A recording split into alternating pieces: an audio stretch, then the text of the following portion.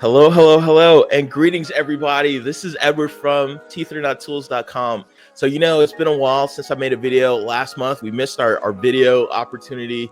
But you know what? We're here right now.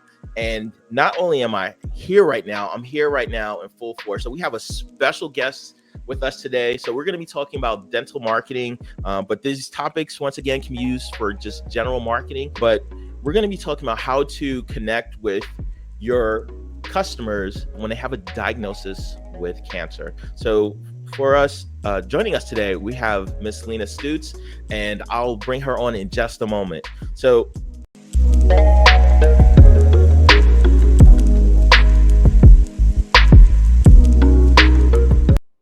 the reason why we have this channel is so that way we can provide you guys with some amazing and fascinating things in terms of marketing, and to connect you, find ways that you guys can connect with your customers, with your patients, such that you can grow your business.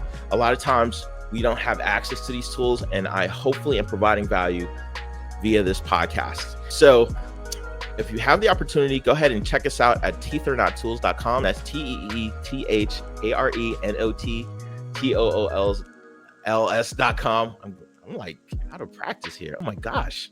But it's at teetharenot.tools.com, and the label is here in the description below. All right. So without further ado, I'm introducing my special guest for today, Lena Stutz. Hey. Hello, Lena. Hi, how are you? I'm doing well. Thank you for joining us today. So Lena and I had met a while back, almost a year ago during the pandemic, and we've been in contact for a little bit. She's an amazing, phenomenal connector in the community. So it doesn't matter where you are, Lena is that phenomenal person. So Lena, if you would, go ahead and introduce yourself. Okay, great. You got 20 minutes. Just kidding. I am a connector on LinkedIn. I am very involved in LinkedIn as far as like helping people navigate that. But I also work in supply chain in my day life. And then I also am a facilitator for Main Street Ministries for a program called Getting Ahead and Just Getting by World. Those are my three top things that I do pretty regularly. So, and then other than that, I'm a just hitting almost 5 year breast cancer survivor this week. So originally from original diagnosis. So yeah, thank you for having me here. Wow. 5 years. Well, first of all, congratulations. I know that's a trying time for you and your family. So absolutely congratulations on that.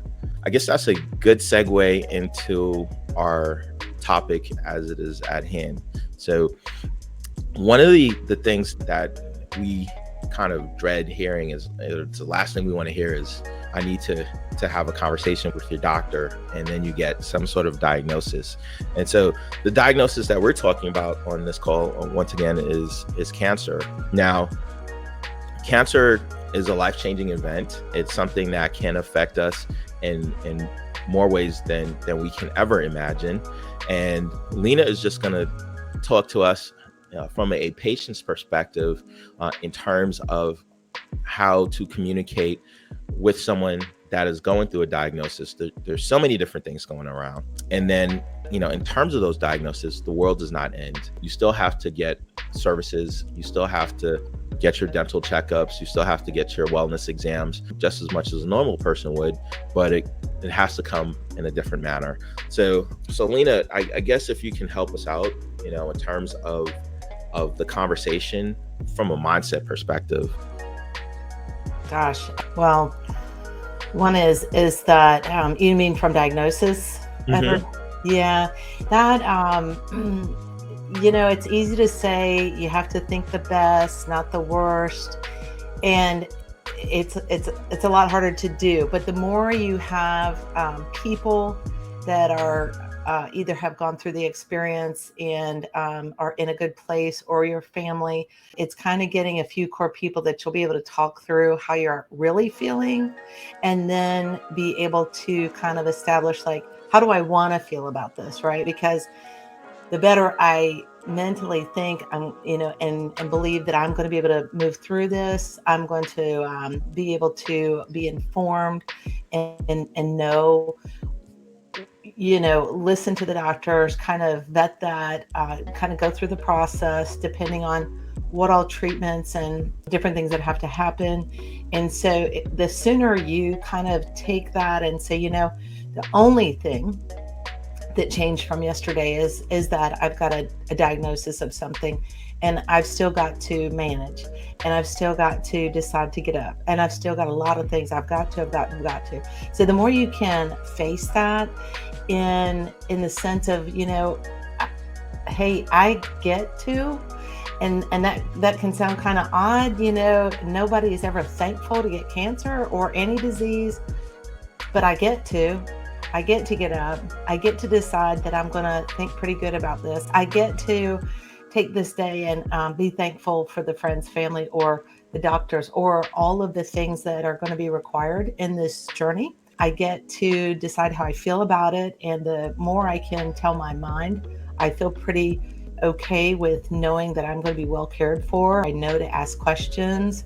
All those things will change and affect your mindset. And as soon as you kind of can step into that, the better for your whole body. I can tell you, just from the brutality of treatment and everything, the better your mind is, the better your body can handle it.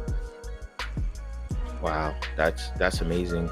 Did the diagnosis of cancer change your, I guess, your perspective on health? I can imagine that.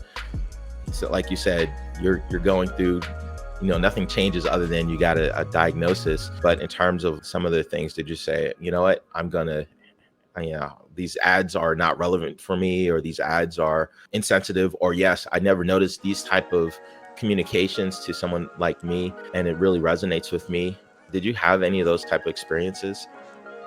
I think somewhat. I think speaking of ads, right? The just generic ads on TV, for treatment and things like that. A lot of times they are they're non-specific, and it always, I think it's got a little bit too much of the,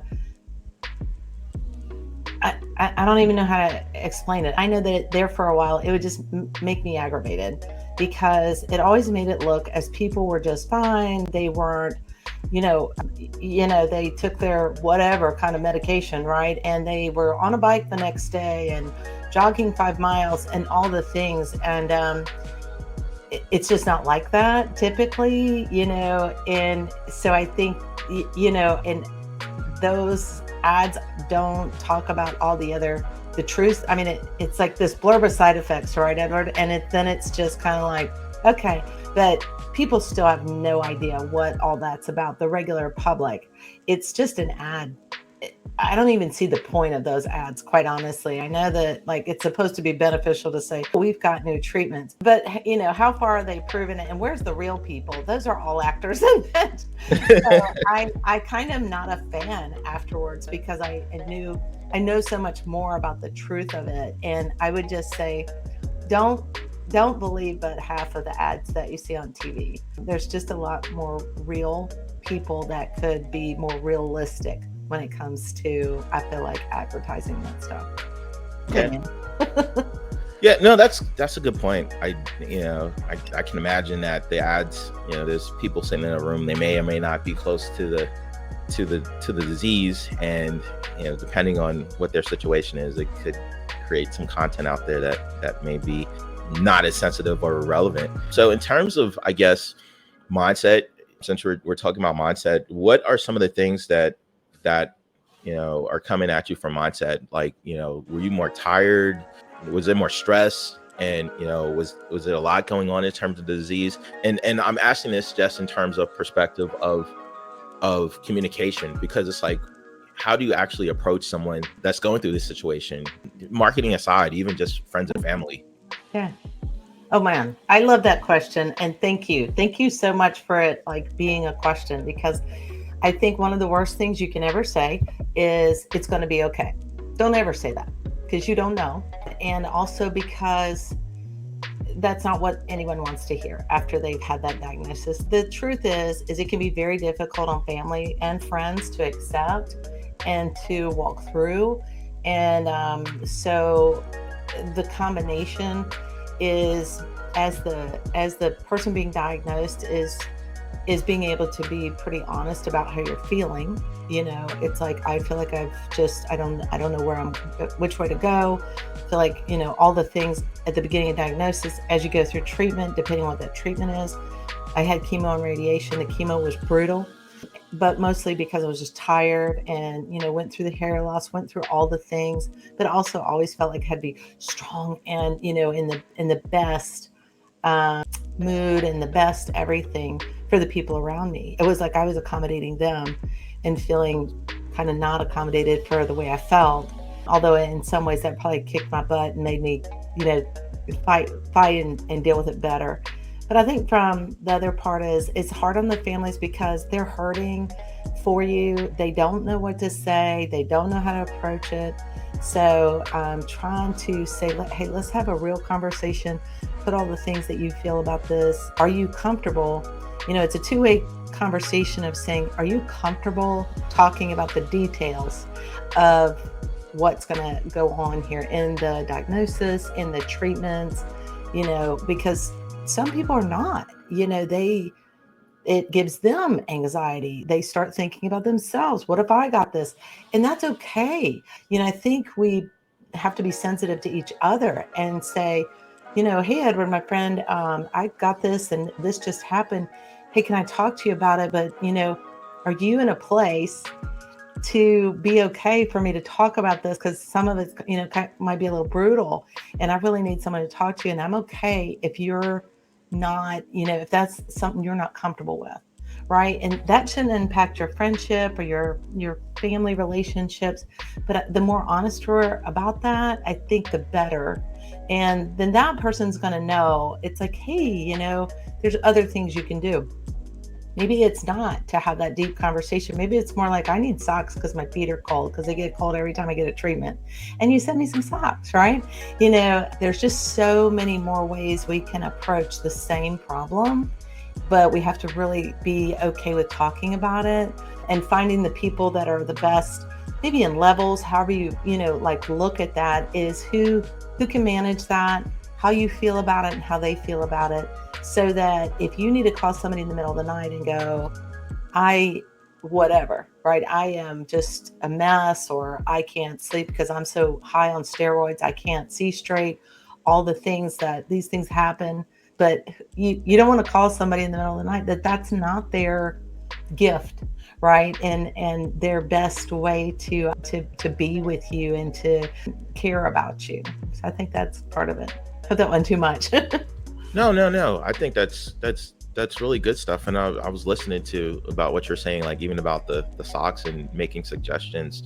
I kind of feel based on our relationship and then based on the conversation that you tend to be more independent in terms of function and action. There are some people out there that may not be as independent, and they may depend on someone, be it a spouse or BFF or somebody like that, and they may not be as receptive. Here's some socks. It's like, why'd you give me socks? And things like that. In terms of those situations, do you think that more or less showing empathy helps, or do you go about it directly or indirectly? What would you say is, in your experience, is the best approach to talk to someone? I think empathy is perfect. I think by saying, I can't imagine how you're feeling. Do you want to talk about it? Depending on, who's talking to you, but it's just a matter of not telling someone they're going to be okay. It's just the worst thing you can say to someone that has been diagnosed with cancer, because we deal with this for the rest of our lives. I don't know why, but I've surveyed, and that's kind of like, don't say that. Other than that, just say, I can't imagine how you're feeling, or how are you feeling, and, are there things that you need? Let's go back to the socks. It's like, are there things that you would like to have or have heard that will be helpful for you? Is there something that you need help with? And there's people that all the way down to meals, right, that they would need, or things like that. So, or maybe you have a friend or of a group, especially support groups. I was a part of and still involved in that group that really made a big difference, because then you talk to people that are going with it with you. They're in their own spot in the journey, but those are the people that you can really have some other kinds of conversations with as you're traversing all these things that are happening.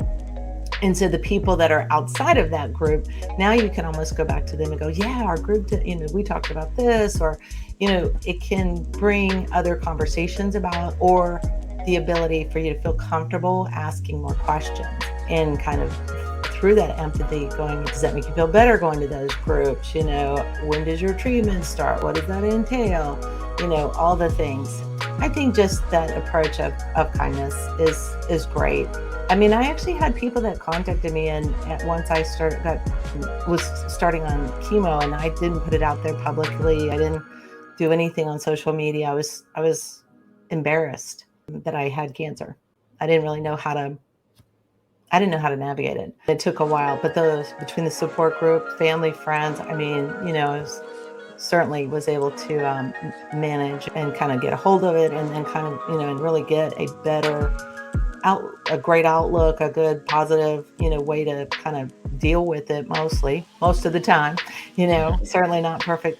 But there were those people that actually, if they just heard, would send me a message and go, I can't believe you're just going to poison yourself. And Wow. yeah, yeah. And I say that because I know that there's still people that say that. And it's like, what in the world, And so I think just when we start to treat each other in kindness as a human, start there and then move your way up, right?